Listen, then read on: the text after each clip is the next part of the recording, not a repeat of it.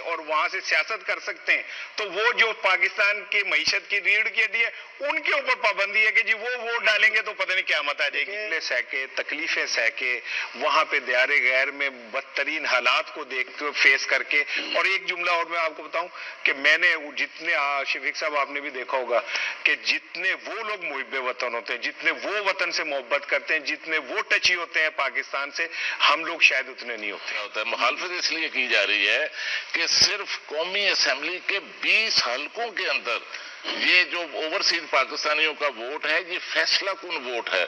اور ان ووٹوں کے اندر جو رجحان ہے اکثریت کا وہ پی ٹی آئی کی طرف سے ہے، تو اس وجہ سے وہ یہ نہیں کہہ رہے تھے کہ وہ ان کو ووٹ کا حق دینے کے لیے تیار نہیں، وہ چاہتے تھے کہ ریزرو سیٹوں جو کی بنیاد پر جو اوورسیز کو دے دے۔ اس طرح اگر ووٹ دیا جائے گا تو وہ براہ راست اس سے اپوزیشن متاثر ہوتی ہے، اس لیے مخالفت۔ ٹھیک ہے، امجد چوہے صاحب ہیں لندن میں، ہمارے دوست ہیں، سینئر صحافی ہیں، وہ ان سے میں نے جب پوچھا کہ جی کیا سچویشن ہے تو انہوں نے کچھ پاکستانیوں کے تاثرات ہمیں بھیجے۔ امجد صاحب کیا کہتے ہیں پاکستانی اس حوالے سے کل کی جو قانون سازی ہوئی ہے؟ جی رانا اسحاق صاحب، آپ نے پوچھا ہے کہ اوورسیز پاکستانی جو ہیں ووٹ کا حق ملنے کے بعد کیسا محسوس کر رہے ہیں، تو یہاں پر بیٹھ کے انالیسس کرنے کی بجائے میں نے یہ سوچا کہ کیوں نہ آپ کو لوگوں کے بیچ میں لے کے جایا جائے اور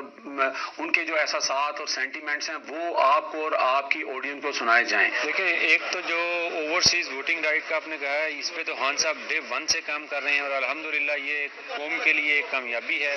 میرے لیے بہت خوشی کی بات ہے، میں تو بہت عرصے سے دعا گو تھی کہ ہمیں یہ رائٹ ملنا چاہیے بینگ اوورسیز پاکستانی۔ نہیں، ہم تو بہت پراؤڈ آف ہوئے ہیں کہ ہمارے پاکستانیوں کو انہوں نے اپرچونٹی دی ہے، کیونکہ ہمارے پاکستانی آگے جانے چاہیے، اور یہ الیکشن کمیشن کو بھی پاس کرنا چاہیے۔ ہمیں جو ووٹ کا حق دیا گیا ہے یہ ایک فرسٹ اسٹیپ ہے۔ ہماری مخصوص نشستیں پارلیمنٹ میں ہونی چاہیے، اسمبلیوں میں ہونی چاہیے اور اپر ہاؤس میں ہونی چاہیے۔ یہ بہت اچھا کام ہے، جو اس میں جو ہے نا دھوکہ نہیں ہو سکتا، فراڈ نہیں ہو سکتا، جو الیکشن ہے نا صحیح فیئر ہوں گے،